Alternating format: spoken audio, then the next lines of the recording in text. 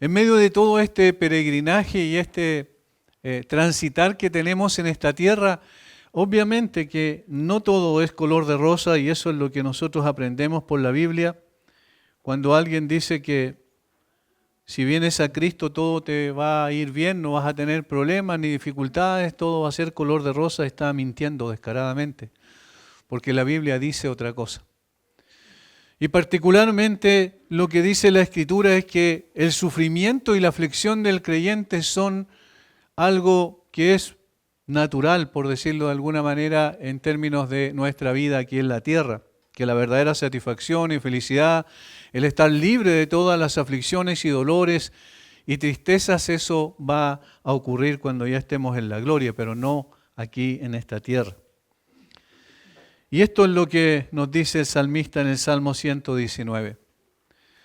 Lamentablemente, nosotros hemos visto a veces los salmos como elementos motivacionales, como alguien dice, me gustan los salmos porque me alienta o me fortalece en esta y en esta área, y eso está dentro de lo que el Espíritu Santo quiso dejar a través de las experiencias de estos hombres, pero es mucho más profundo que eso. Apunta al conocimiento y a la grandeza de Dios. De hecho, la teología propia, como se denomina, es decir, el conocimiento de Dios, lo obtenemos principalmente en los salmos. Los salmos nos hablan del carácter de Dios, de la grandeza de Dios, y cómo en esta relación viva que tenemos con el Señor por medio de la fe, comienza a producirse algo en la vida del creyente en la medida en que vamos profundizando en el conocimiento de Dios, y eso es lo que nos enseñan los salmistas. Hombres que a pesar de no tener toda la revelación como nosotros la tenemos en su tiempo, tenían principalmente los 5 primeros libros de la Biblia, nada más, lo que se conocía como el Pentateuco. Eran personas que experimentaron una relación tan profunda con Dios que nos desafían, que nos amonestan, que nos ponen delante de lo que significa verdaderamente tener una relación con Dios. Los salmos son una fuente de enseñanza profunda, de vida, de vivencia, de realidad, de práctica, de experiencia. No es meramente un concepto que podemos aprender, sino sobre todas las cosas cómo nos relacionamos con Dios aún en los momentos más difíciles de nuestra vida. Es una enseñanza que está diseñada no solo para que nuestro intelecto, para que podamos tener conocimiento, sino que apunta al alma, al corazón del creyente, y lo conduce en consecuencia a la experiencia personal con Dios. Esto lo sabemos porque los salmos son una colección de vivencia de los salmistas en su relación con Dios. Los salmistas no esconden su frustración y debilidad. Frente a las circunstancias tampoco quieren aparecer como grandes hombres de Dios que nunca erran o viven en un mundo ideal. Eso solamente lo podemos ver en las redes sociales. Pero la realidad, la vivencia cotidiana es mucho más compleja que eso. Aparentar ser una persona piadosa y andar siempre con una sonrisa en el rostro, eso no es consecuente con lo que la Biblia dice respecto al creyente. De hecho, algunos estudiosos han visto la vida de Jesús más en detalle en todos los evangelios, se han dado cuenta de algo interesante. Muy pocas veces vemos a Jesús sonriendo en la Biblia, en los evangelios. Y no porque él tuviera algún tipo de amargura, sino porque la tarea que venía a realizar era una tarea solemne, que era sacar al hombre de su condición perdida y llevarlo finalmente a las esferas celestiales. Y eso porque muestra también, ¿cierto?, a través de lo que vemos en los salmos, que hay momentos tan difíciles en la vida de las personas que es muy complejo poder incluso saber, siquiera tratar de colocarse en el lugar y experimentar lo que la persona en sí mismo está experimentando en momentos tan difíciles como los que expresa el salmista en el capítulo 119, versículo 25. En este párrafo del 25 al 32, como hemos visto anteriormente en el resto del Salmo, decir lo que hemos visto hasta este momento, nosotros vemos cómo el salmista manifiesta diversas relaciones con el Señor sobre la base de un tema que permea todo el Salmo, cuál es su relación o por la palabra de Dios, o que mejor dicho, esta relación con Dios está condicionada por la palabra de Dios. Es la palabra a la que acude el salmista en sus diferentes aflicciones que le presenta la vida. Es la palabra en la que él entiende que ha de guiar su vida. Es la palabra la que traza el camino por el cual debe andar. Es la palabra la que renueva su alma agotada y cansada por las aflicciones. Es la palabra la que limpia el alma. Es la palabra la que satisface el corazón. Es la palabra la que conduce al peregrino en medio de este mundo. En consecuencia, es la palabra la que debe ser guardada en lo profundo del corazón. Es la palabra que cual cuerda invisible nos amarra a Dios, nos ata a Dios, nos apega a Dios. Es la palabra la que debe ser meditada en todo tiempo. Es la palabra la que vivifica el alma. Y muchas otras expresiones aquí tenemos. De tal manera que sabiendo, teniendo un conocimiento de que la palabra es suficiente, entonces somos exhortados a guardar la palabra, a vivir la palabra, a depender de la palabra de Dios. Leamos otra vez los versículos 25 al 32. Abatida hasta el polvo está mi alma, vivifícame según tu palabra. Te he manifestado mis caminos y me has respondido, enséñame tus estatutos. Hazme entender el camino de tus mandamientos para que medite en tus maravillas. Se deshace mi alma de ansiedad, susténtame según tu palabra. Aparta de mí el camino de la mentira y en tu misericordia concédeme tu ley. Escogí el camino de la verdad, he puesto tus juicios delante de mí, me he apegado a tus testimonios, oh Jehová, no me avergüences. Por el camino de tus mandamientos correré cuando ensanches mi corazón. Estas son oraciones, si ustedes se fijan, pero oraciones que tienen un precedente. Y el precedente principal de estos versículos está en la primera frase del versículo 25. Abatida hasta el polvo está mi alma, y está experimentando, manifestando una condición, una realidad de aflicción profunda del salmista. Abatida hasta el polvo está mi alma. La que se confirma en el versículo 28, que es una reiteración con otras palabras. Se deshace mi alma de ansiedad, susténtame según tu palabra. Abatida hasta el polvo está mi alma, se deshace mi alma de ansiedad. Esas dos frases son sinónimas en un sentido porque expresan lo mismo con diferentes palabras. La segunda del versículo 28, literalmente, estoy llorando o mi alma está llorando. Eso es lo que dice en el original. La palabra traducida en el caso del versículo 25, abatida, en realidad significa estar pegado. Estoy pegado al polvo, en otras palabras. Mi alma está pegada al polvo. Y eso es significativo cuando nosotros buscamos el significado más profundo de la raíz de la palabra, nos damos cuenta que tiene que ver con adherirse a algo. Un tiempo, ya no sé, creo que no se usa, ¿cierto? Pero un tiempo donde estuvo muy de moda la gotita, ¿recuerdan? Que algunas personas tuvieron problemas con esa porque se le pegaban los dedos y después era muy difícil sacarse ese problema. Bueno, aquí ese es el sentido de la palabra. La palabra es apegarse a, adherirse a, es decir, de tal forma de no poder zafarse de ahí. Eso es lo que está diciendo el salmista. Entonces, en ese sentido está diciendo, mi alma está pegada al polvo, está adherida al polvo, no se puede salir del polvo mi alma.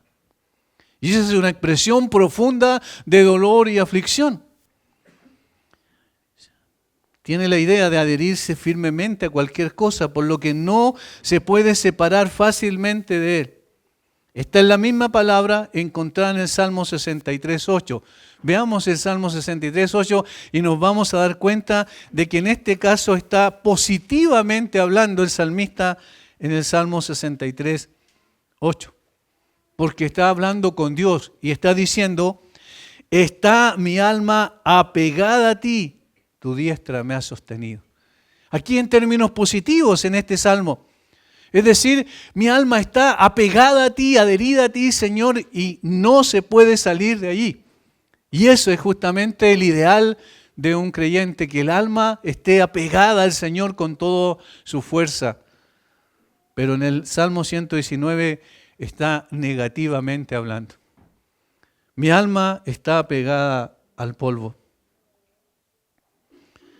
Mientras que la palabra polvo puede describir la tierra y las cosas terrenales consideradas bajas, indignas, mundanas, puede significar también la aflicción tan grande que la tumba está muy cerca, como está apegada al polvo, está apegada a la tumba, también se podría entender. En este último sentido apuntaría a una condición de aflicción extrema donde habría pocas posibilidades de salir de allí. En lo personal entiendo que ambas acepciones son posibles, es decir, que el salmista está describiendo su condición como una batalla con las cosas de esta vida, la cual parece estar pegado de tal manera de no poder zafarse de ella. Por esa razón, clama al Señor que venga en su auxilio, porque esto le está causando una gran angustia a su alma. Es decir, está usando palabras que puedan ser descriptivas de lo que pasa en su alma, en su corazón, del dolor y la aflicción que lo tiene apegado a las cosas de esta tierra y la lucha que él tiene para zafarse precisamente de esa atracción tan grande que naturalmente el ser humano tiene con las cosas de esta tierra. Cuando el salmista está diciendo, pegada está mi alma al polvo, a las cosas de esta tierra, y pegada está mi alma al sufrimiento y la aflicción, está diciendo las dos cosas, es decir, eso es parte de nuestro transitar en esta tierra, y lo que es más significativo todavía es que quisiéramos zafarnos de esto. El apóstol Pablo lo dijo de esta manera: miserable de mí, ¿quién me librará de este cuerpo de muerte?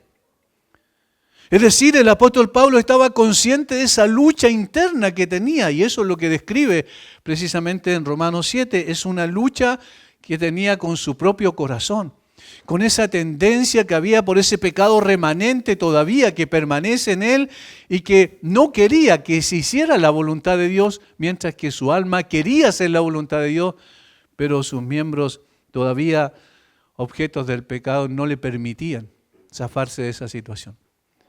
Eso para un creyente genuino es un estado de desesperación, de lucha, todo el tiempo. No sé si les ha pasado, pero evidentemente cuando uno empieza a reflexionar en el ideal y se da cuenta de la realidad, en realidad hay en el corazón un sufrimiento grande. Yo quisiera, Señor, servirte en santidad todos los días de mi vida. Yo quisiera que mis pensamientos y mis sentimientos estén tan pegados a ti que pueda deshacerme de esas cosas que todavía me atraen y me tratan de conquistar o tratan de conquistar mi tiempo, mis esfuerzos, todo lo que yo soy. Pero no puedo, hay algo que me pega todavía a esta tierra. Y eso es un sufrimiento espiritual mucho más profundo incluso que cualquier sufrimiento de tipo físico. Por lo tanto, la situación del salmista que está mencionando es una condición tal que requiere desesperadamente la ayuda de Dios. Y eso es lo que nosotros tenemos aquí. La otra observación importante es que estos 8 versículos parecen organizarse a través de 2 palabras, sencillamente. Una observación general nos permite llegar a esta conclusión. 5 versículos comienzan con camino o caminos, o expresan esa realidad, y 2 de los 3 restantes con abatida, o más bien apegada, o pegada. Para el primer caso, noten los versos 26. Te he manifestado mis caminos. Versículo 27, hazme entender el camino de tus mandamientos. Versículo 29, aparta de mí el camino de la mentira. Versículo 30, escogí el camino de la verdad. Versículo 32, por el camino de tus mandamientos correré. ¿Notan cómo hay una relación allí? Camino, ¿qué es lo que es camino en este sentido? El camino es una senda de vida, es un estilo de vida. Cuando se habla de camino en la Biblia normalmente tiene que ver con eso, con una forma de vida. De tal forma que el salmista está ahí preocupado de sus caminos y busca que el Señor le guíe por los caminos del Señor. Hay un contraste entre los caminos del hombre, aún del creyente, y el camino del Señor. Nosotros queremos adherirnos fuertemente a ese camino del Señor, pero nos cuesta porque tenemos nuestro propio camino, que nos aplasta otra vez y no nos deja levantarnos. Para el segundo caso, noten los versículos 25 y 31. Versículo 25, abatida, o como dije, pegada está mi alma al polvo. Y el versículo 31, me he apegado a tus testimonios. Aquí aparece la palabra literal, me he apegado a tus testimonios, me he adherido a tus testimonios. Y al principio dice que está adherida a la tierra, al polvo, a las cosas bajas de este mundo.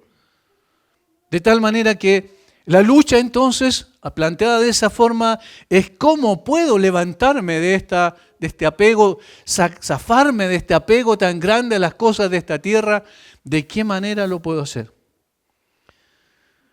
El alma del salmista se pega al polvo, es decir, se inclina dolorosamente en su condición o necesidad, en primer lugar, tal como el Salmo 44, 25 expresa. Porque nuestra alma está agobiada hasta el polvo y nuestro cuerpo está postrado hasta la tierra.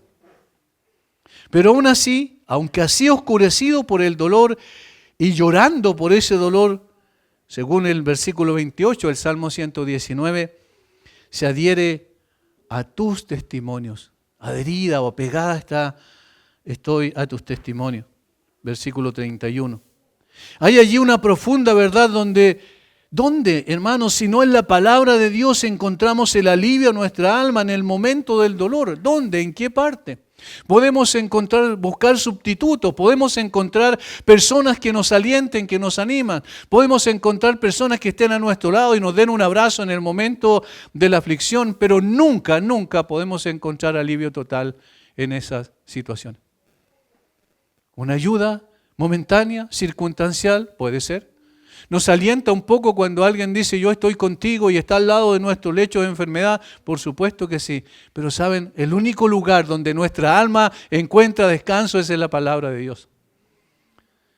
Eso es lo que el salmista aquí va a mostrar. ¿Qué hacer cuando estoy agobiado? ¿Qué hacer cuando estoy en una situación de desesperación donde encuentro que me cuesta tanto zafarme de las cosas de esta tierra? ¿Cómo puedo luchar contra eso? Y el salmista nos enseña aquí varias cosas, al menos 5 cosas. Versículo 25. Abatida hasta el polvo está mi alma. ¿Qué es lo que necesita? La segunda cláusula del versículo 25.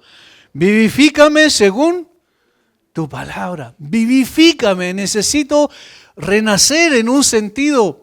Está diciendo, necesito tener una vivencia de una vida energizada por ti, por tu poder, Señor. No hay nada que nos oriente para determinar cuáles fueron las circunstancias del hombre, en este caso el salmista que dijo esto. Ni la menor necesidad de indagar cuáles pudieron haber sido. No sabemos cuáles fueron las circunstancias que lo llevaron a esa situación. Las palabras se ajustan a cualquier circunstancia y eso es hermoso porque se puede aplicar a cualquier situación de la vida difícil que enfrentemos. Nos sacan de la región de las circunstancias. En cualquier condición un hombre puede gritar, mi alma está pegada al polvo. Hay un gran peso sobre mí.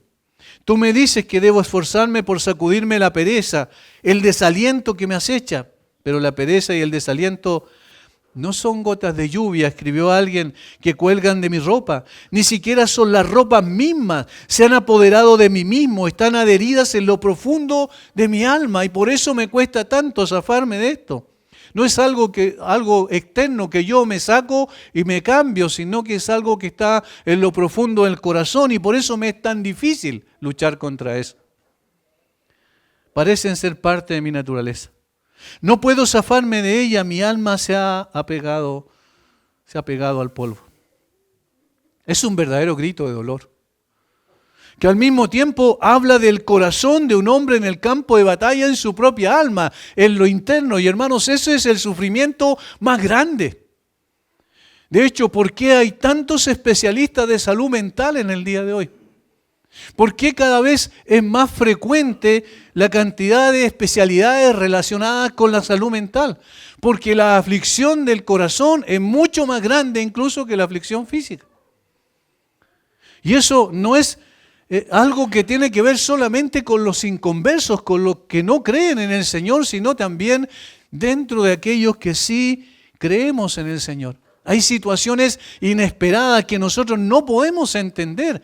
Ahí está el caso de Job. ¿Por qué estoy sufriendo así? Eso parece ser un resumen de todo lo que dice del capítulo 3 en adelante Job. Hasta que el Señor lo confronta y del capítulo 40 en adelante le muestra la razón por la cual estaba sufriendo, pero no le dice cuál era particularmente el propósito que él tenía. Eso es mucho más difícil. Entonces, cuando enfrentamos situaciones dolorosas y en esta lucha con nuestra alma no sabemos qué hacer, entonces el salmista nos enseña un camino a seguir. Y entonces el salmista nos dice, mira hacia el cielo. Pero mira hacia el cielo y luego baja tu mirada a la palabra. Vivifícame según tu palabra. El hecho de que esté luchando este hombre con estas cosas es una evidencia notable de su piedad. No nos hemos quizás puesto a pensar en ello. El verdadero creyente siempre está luchando la buena batalla contra las influencias del pecado remanente que lucha contra el alma, con sus propias dudas, con sus propias inseguridades, con sus propias debilidades, con influencias externas que en determinados casos parecen aplastar su vida. El caso de David, por ejemplo, es singular en este sentido. David luchó de una manera tremenda y lloró amargamente cuando su hijo Absalón usurpó su trono. Cuando lo echó del trono de Jerusalén y él tuvo que bajar y cruzar el torrente de Cedrón y subir el monte de los olivos, iba llorando según segunda de Samuel, capítulo 15, versículo 30. Con su alma destrozada por el dolor. Su propio hijo, la persona más cercana a él, una de las personas que más amaba, tuvo que él ver la traición de una manera tan directa como esa. Del mismo modo, cuando llegó la noticia de la muerte de su hijo, alguien podría haber dicho, ahora está alegre, está contento porque finalmente su hijo, usurpador y traidor, murió. No, David tenía un dolor profundo en su corazón y lo dice de esta manera. Entonces el rey se turbó cuando le llegó la información de la muerte de Absalón. Y subió a la sala de la puerta y lloró. Y yendo decía así, hijo mío, Absalón, hijo mío, Absalón. ¿Quién me diera que muriera yo en lugar de ti? Absalón, hijo mío, hijo mío. Esas son expresiones de dolor profundo del alma. David estaba en una situación terriblemente dolorosa, difícil de sobrellevar. Y esto se resume con esto: abatida hasta el polvo está mi alma, o pegada a esta tierra está mi alma. David no podía levantar su cabeza para adorar en ese momento porque pensaba en su hijo que había muerto de una forma trágica. De hecho, la persona que le trajo la información pensó que el rey se iba a alegrar. Ocurrió todo lo contrario. Pero es notable que cuando estamos en esa condición y en esa situación, cuando entonces estamos con un grito de dolor, en lugar de, de autocompadecernos, podemos levantar nuestra cabeza, y eso es lo que nos enseña el salmista. No es un pobre de mí, no es estoy solo y angustiado y nadie vendrá a ayudarme, sino que es un grito de dolor dirigido al cielo, a su Dios, a su Señor. Allí está la importancia del conocimiento de Dios. ¿A quién iremos?, dijo en una oportunidad Pedro. Tú tienes palabras de vida eterna. Nuestro corazón asciende al cielo cuando el dolor es más grande, cuando somos más aplastados por las circunstancias. Entonces, cuando estamos en el fondo del pozo, lo único que podemos hacer es levantar nuestra vista y buscar a nuestro Dios, que es compasivo y misericordioso. Y por eso el salmista dice, en un ruego lleno de clamor, vivifícame según tu palabra. Felices en su dolor son aquellos que debido a la fuerza que inclina su naturaleza sensible al polvo, se aferran más estrechamente en su verdadero ser a la voluntad declarada de Dios. La voluntad revelada de Dios, a la palabra de Dios. Y la palabra de Dios tiene poder en sí misma, sin aditivos de ningún tipo, para poder levantar nuestra alma del polvo. Su dolor apela al corazón de Dios.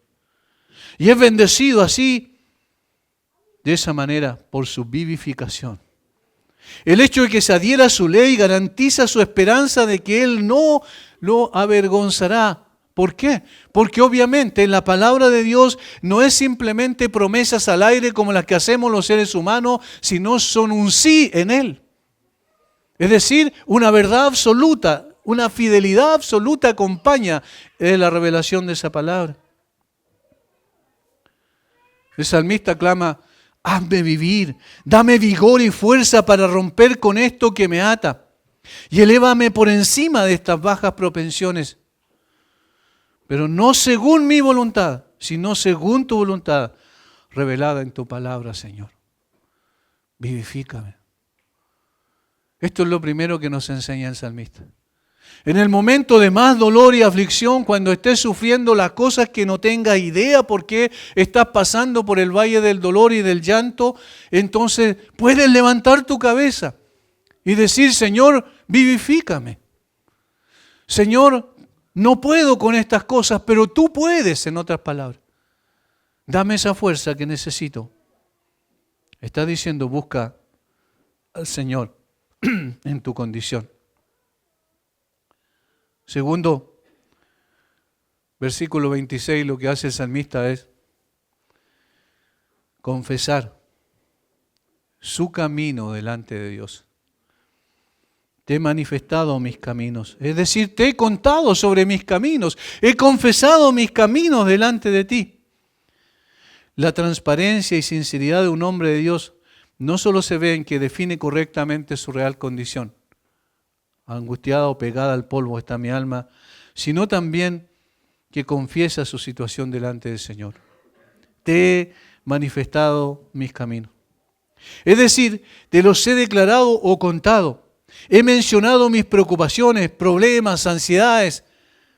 Los he puesto todo delante de ti, no reservando, reteniendo nada. En otras palabras, he abierto mi alma delante de ti, Señor. El salmista ha hecho de Dios su confidente, contándole toda la historia de su vida.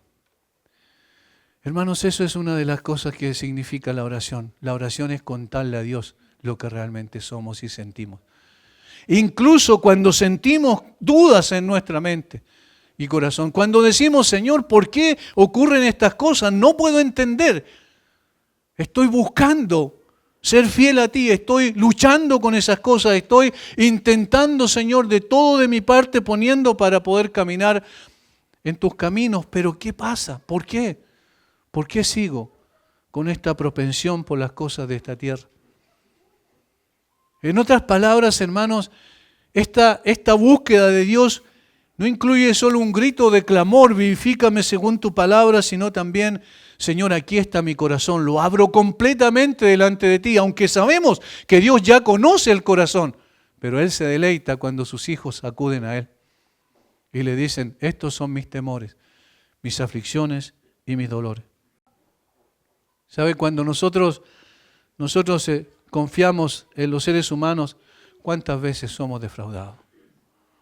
Le voy a contar esto a esta persona. Y luego vemos que la situación se complicó mucho más por haber abierto, nuestra boca en ese momento. Y también nosotros defraudamos a otros de la misma manera. Pero ¿saben quién nunca nos defraudará? Será el Señor. Podemos contarle todo lo que son nuestros caminos. Señor, estos son mis caminos. Yo quisiera caminar por los tuyos, pero todavía estoy pegado a estas cosas. Esta es la realidad de mi alma. ¿Y qué dice el salmista? Y me ha respondido. Dios responde esa oración. Dios responde la oración de confesión. Dice la Biblia, porque Dios no desprecia un corazón contrito y humillado. Un corazón sincero, un corazón genuino, no un corazón que le dice a Dios que es un gran creyente, que es un hombre piadoso. No, sino uno que le dice, mira Señor, esto soy, esta es mi condición, esta es mi situación. Queridos hermanos, es solo cuando declaramos todos nuestros caminos ante Dios que podemos esperar que Dios nos escuche. Es correcto y apropiado que vayamos ante Dios con todas nuestras preocupaciones y problemas. No hay nada que nos dé ansiedad de la cual no podemos hablar con Él. Por más trivial que parezca, por cosas insignificantes que parezcan a nuestros ojos. Cuando esto se hace, podemos estar seguros de que Dios no se apartará de nosotros ni ignorará nuestro clamor. Un corazón sincero delante de Dios es el mejor recipiente de la bondad de Dios. Un corazón sincero delante de Dios es el mejor recipiente de la bondad de Dios, porque un corazón sincero y transparente delante de Dios es el que está apto para recibir la misericordia y la gracia de Dios. Por lo tanto, aquí tenemos también una segunda parte y una segunda lección que el salmista nos da. Confiésale, abre tu corazón, derrama tu alma delante del Señor y cuéntale cuáles son tus caminos. Pero qué interesante, porque eso despierta en él una necesidad. Versículo 26 al final y versículo 27. Enséñame tus estatutos.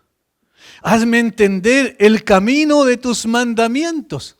Enséñame tus estatutos, hazme entender el camino de tus mandamientos. Fíjense el contraste que se produce. Versículo 26, te he manifestado mis caminos. Versículo 27, hazme entender el camino de tus mandamientos. ¿Ven el contraste? Estos son mis caminos. Yo quiero conocer tus caminos. ¿Qué es lo que está diciendo? Mis caminos no son buenos, mis caminos no son rectos, pero tus caminos sí lo son. ¿Qué es lo que nos enseña? A buscar la sabiduría de Dios. Es decir, presenta una necesidad. Necesito conocer tus caminos. El creyente genuino sabe que sus caminos no son los apropiados, pero los caminos de Dios son los que anhela fervientemente. Por esa razón es que ruega que Dios le abra los ojos para que pueda conocer los caminos del Señor. Enséñame tus estatutos. Enséñame tus estatutos. Hermanos, esa es una oración permanente, es una necesidad constante en nosotros. Necesitamos corregir nuestros caminos. ¿Y cómo corregimos nuestros caminos? Rogando que el Señor ilumine nuestra mente y corazón, abra nuestro entendimiento y nos haga entender su palabra. Hazme entender el camino de tus mandamientos. El salmista pide una doble instrucción. Noten, una es intelectual. Enséñame tus estatutos. Obviamente que el cristianismo tiene que ver con un conocimiento primeramente intelectual de la verdad. Necesitamos entender la verdad, para eso nos fue dado un intelecto. De hecho, cuando uno examina mucho más el propósito de la vida de uno aquí en la tierra, se da cuenta que el Señor nos hizo, una de las razones por las cuales nos hizo conforme a su imagen y semejanza, es porque nos dio la capacidad, el intelecto, la capacidad de conocer, pero conocer principalmente su voluntad. Esa es la razón. Cuando el Espíritu Santo viene a nuestra vida, el Espíritu Santo santifica nuestro intelecto para que podamos conocer la verdad en profundidad, es decir, al Dios de la verdad a través de su palabra. Por lo tanto, es una doble instrucción. Primero es intelectual, pero en segundo lugar, práctica, es decir, vivencial. Y eso es lo segundo que dice versículo 27, hazme entender el camino de tus mandamientos. Y allí el concepto de entender tiene que ver con una apreciación práctica de aquello que yo conocí intelectualmente. En otras palabras, tengo que vivir esto. Dame sabiduría para aplicar estos conocimientos que tú me has dado por medio de tu palabra. Primero la información, luego su correcta y adecuada aplicación. Eso es lo que Él está pidiendo. Primero infórmame, Señor. Primero abre mi entendimiento, mi intelecto, capacítame para entender tu palabra, pero luego, Señor, ayúdame a que esto sea una realidad en mi vida. Dime cómo hacerlo.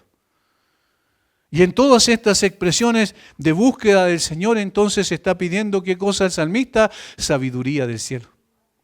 Sabiduría del cielo para vivir conforme a lo que tú quieres, porque yo sé que tu voluntad, como dice el apóstol Pablo, es buena, es agradable y perfecta. Mi voluntad es una voluntad que está torcida por el remanente de pecado que todavía lucha en mi alma. Necesito que tú me abras los ojos, así como el Señor Jesucristo abrió los ojos a los discípulos de Emaús. Cuando les abrió el entendimiento, entonces ellos captaron lo que le estaba enseñando sobre la palabra. Luego también a los 11 discípulos, más adelante en el mismo capítulo 24 de Lucas, dice que Él les abrió el entendimiento para que comprendieran las Escrituras. Pero otra vez, no es un conocimiento meramente intelectual, sino que es vivencial, es práctico. Recordemos que el instructor es Dios, no un hombre. Y la instrucción no se basa en conjeturas y especulaciones humanas, sino en la verdad y santidad divina reveladas en su palabra. Por eso el apóstol Pablo dice, cuando fui a vosotros, le dice a los corintios, me propuse no saber nada entre vosotros, sino solo esto, a Cristo y a este crucificado.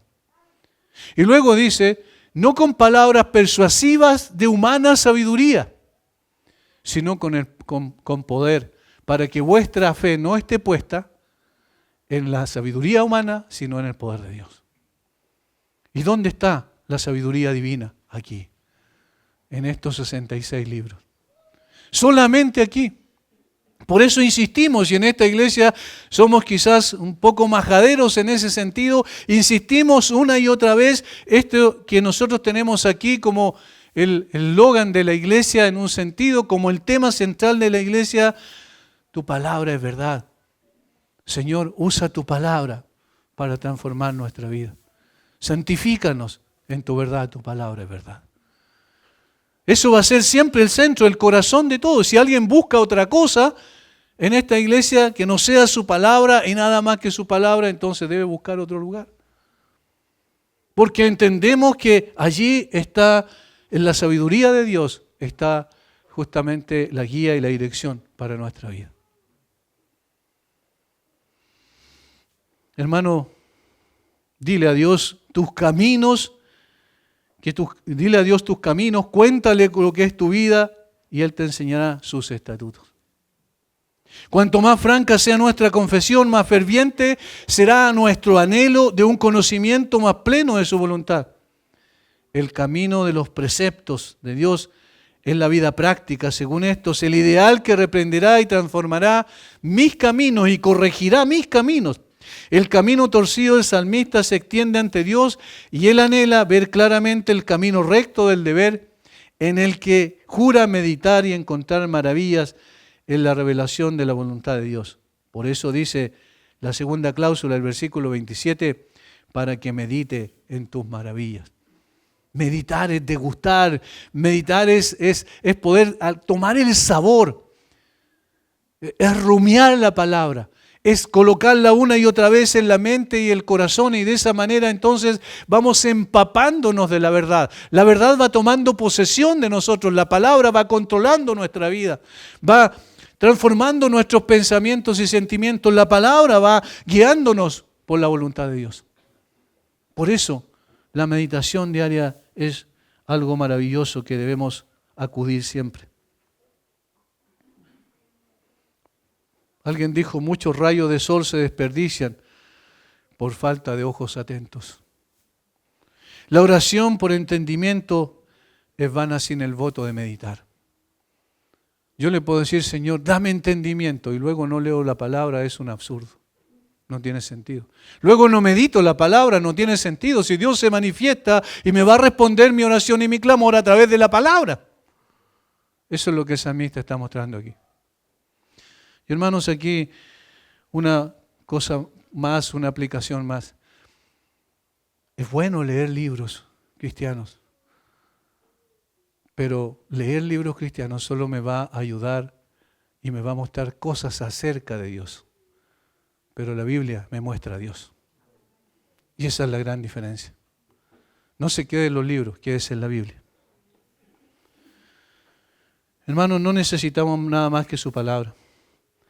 El enemigo nos tiene entretenidos con tantas cosas que no tenemos tiempo para estudiar la palabra. Esa es una paradoja.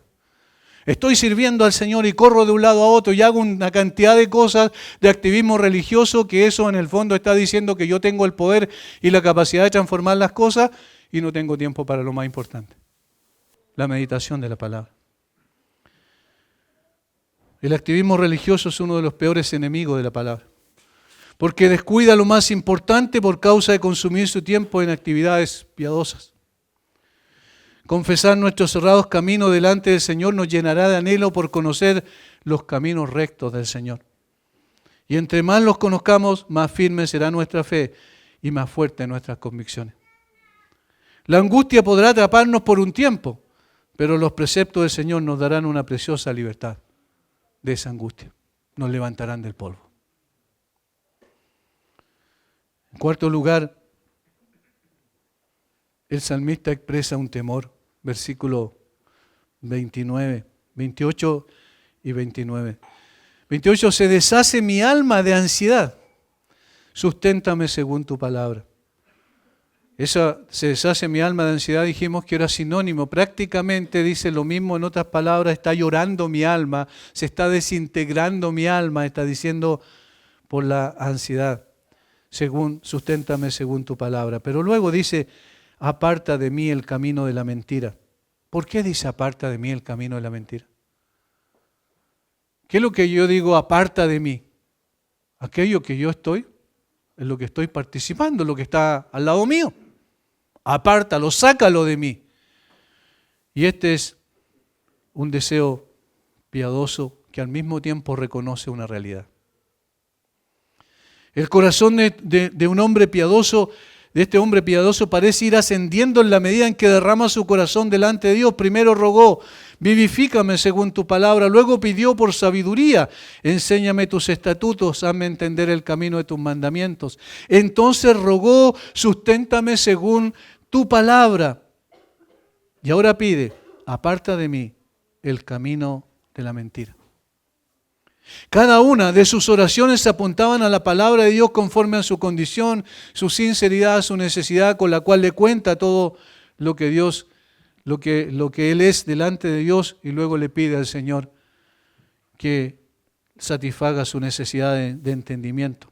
Ahora expresa su deseo de caminar en la verdad y para ello requiere que el Señor lo aparte de todo camino de mentira. ¿Qué es lo natural en el creyente, en el ser humano en general? ¿La verdad? ¿O lo natural es la mentira? ¿Cuál es una de las cosas más evidentes que muestran una falta de crecimiento espiritual en el caso de los creyentes? Que todavía la mentira está en su vida. No, pero eso no es mi caso. Alguno estará pensando en este mismo momento, eso no es mi caso. Pregúntese cuántas veces puede aparecer esa mentira en sus labios o en su corazón. Hermanos, esto es algo fuerte. ¿Saben lo que nos dice la Biblia? Y que dice que nos une a la naturaleza misma del diablo. ¿Saben lo que es? La mentira. El Señor Jesucristo, hablando con los judíos, que según el mismo apóstol Juan, habían creído en Él, obviamente eso en términos externos, porque no en términos reales, le dice en el capítulo 8 de Juan algo sumamente fuerte. Ellos critican al Señor fuerte y duramente en el versículo 41 del capítulo 8. Vosotros hacéis las obras de vuestro padre, dice el Señor. Entonces le dijeron, nosotros no somos nacidos de fornicación, un padre tenemos que es Dios, ahí criticando al Señor Jesucristo. ácidamente. Versículo 42, Jesús entonces les dijo: si vuestro Padre fuese Dios, ciertamente me amaríais, porque yo de Dios he salido y he venido, pues no he venido de mí mismo, sino que Él me envió. ¿Por qué no entendéis mi lenguaje? ¿Por qué no podéis escuchar mi palabra? Vosotros sois de vuestro padre el diablo, y los deseos de vuestro padre queréis hacer. ¿Cuál es la característica del padre? En ese sentido, del diablo: él ha sido homicida desde el principio y no ha permanecido en la verdad. No ha permanecido en la verdad. Y nosotros como creyentes tenemos una lucha, y el salmista nos enseña eso. Mira, en otras palabras nos está diciendo: sé transparente. Reconoce que tú tienes que ser apartado del camino de la mentira, porque es casi natural en ti andar por ese camino. Tienes que luchar con eso, pero tienes que pedir ayuda sobrenatural de Dios al respecto. Noten cómo el siguiente par de versículos de camino, el versículo 29, contrasta las formas de mentir y de fidelidad. Versículo 30. Versículo 29, aparta de mí el camino de la mentira. Versículo 30, escogí el camino de la verdad. ¿Lo notan? Hay un contraste. ¿Verdad? Mentira. O mentira, verdad, quiero decir. Es decir, la vida pecaminosa que es falsa para con Dios y errónea en sus máximas fundamentales, y la vida que es verdadera en la práctica con Él y con las obligaciones del hombre. Hay un camino de mentira que me asedia, está diciendo el salmista. Hay un camino de mentira que está muy cerca de mí. Y hermanos, es tan fácil mentir cuando yo quiero escapar de una situación incómoda. Es tan fácil decir algo que nunca ha sido verdad. ¿Y saben cuál es lo más complejo de esto? Es que la persona que me está escuchando puede creer que es verdad, pero Dios sabe que es mentira. Eso es lo más difícil de esto, porque ¿qué importa la opinión de un hombre si lo que importa realmente es la opinión de Dios? El salmista ora entonces para que él primero se aleje del camino de mentira, porque siente que está demasiado cerca y que sus pies sin ayuda de Dios están listos para entrar en él. Necesito que tú me apartes de allí. El camino falso es lo más natural para el hombre. El salmista lo sintió así. ¿Cuál sería la razón por qué hace este pedido urgente de que se le apartara de ese camino? Obviamente es porque estaba implícito en su corazón, reconociendo que ese era un camino que él podía participar. Toda la Escritura es enfática en este punto. Se extravían desde la misma matriz, dice la Biblia, diciendo mentiras.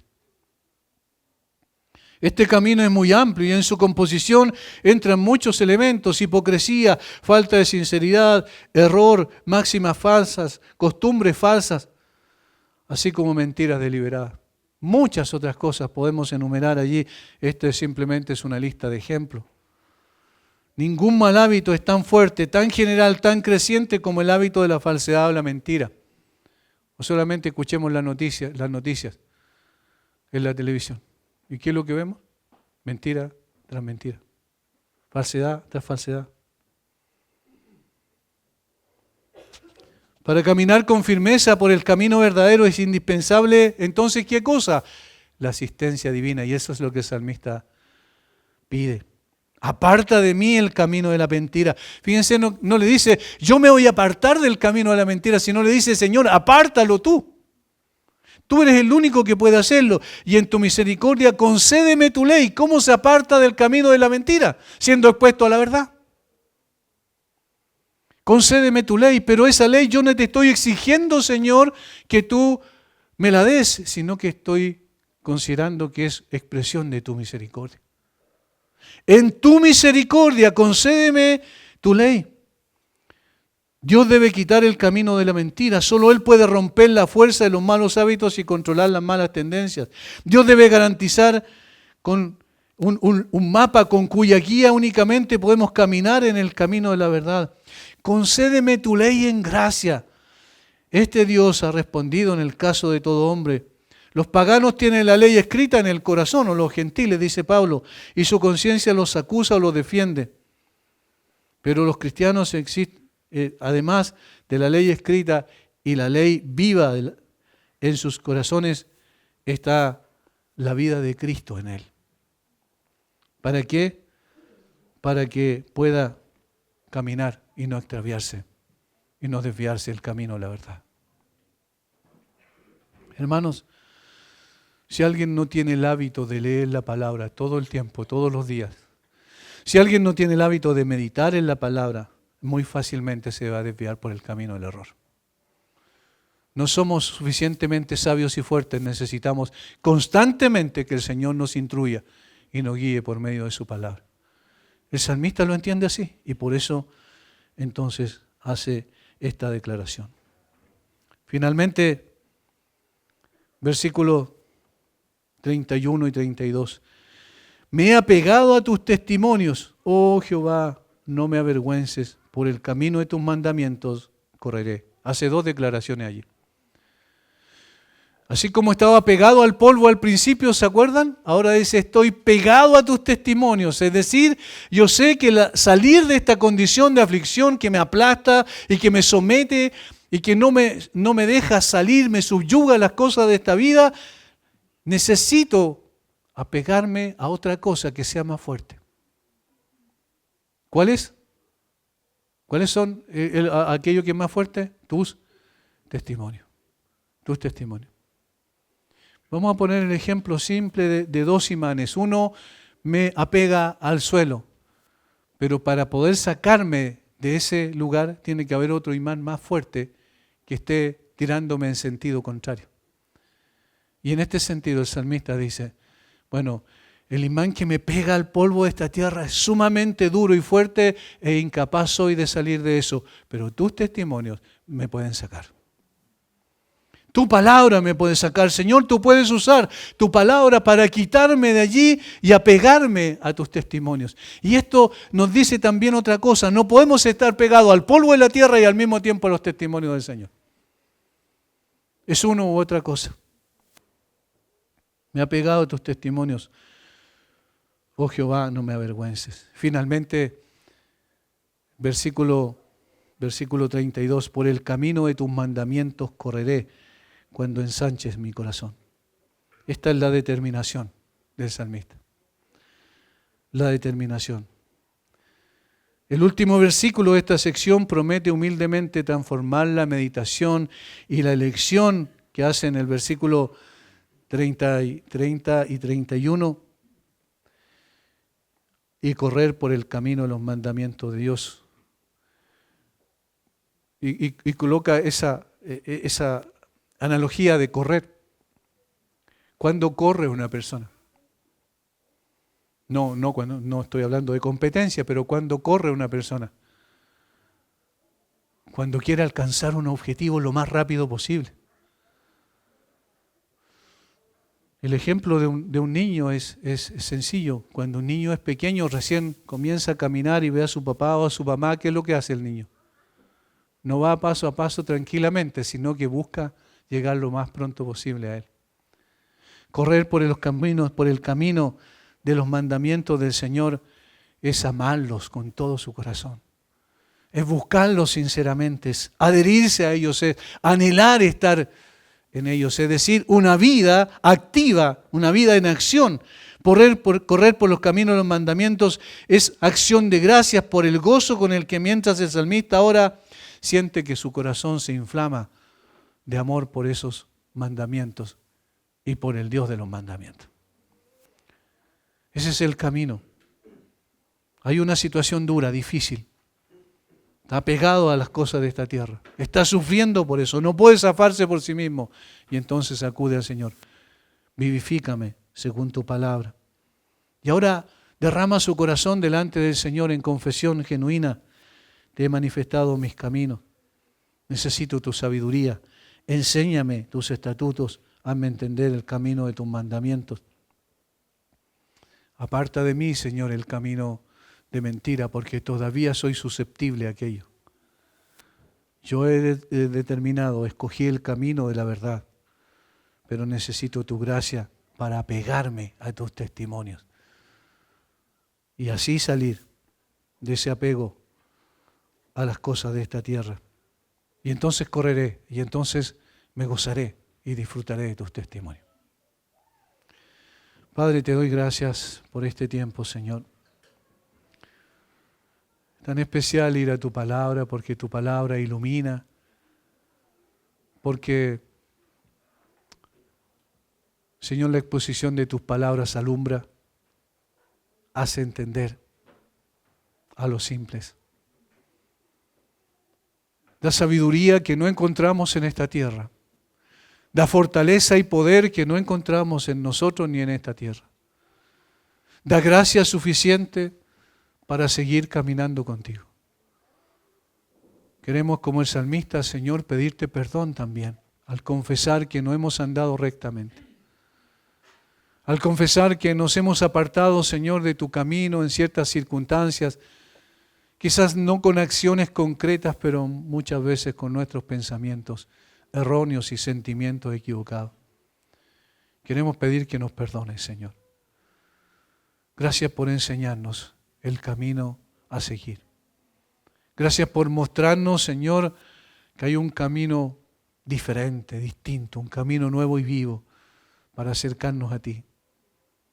A través de lo que Cristo hizo por nosotros y poder, Señor, colocar nuestro oído atento, abre nuestro entendimiento, danos sabiduría para que tus testimonios sean nuestra delicia. Señor, y nosotros corramos tras ellos.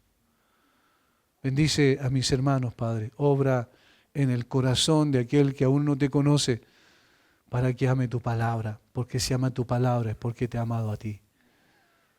Y Padre, para que pueda, Señor, reconocer su gran necesidad, la necesidad de guía y dirección por medio de tu bendita palabra. Gracias por este tiempo. Oramos en el nombre de Jesús. Amén.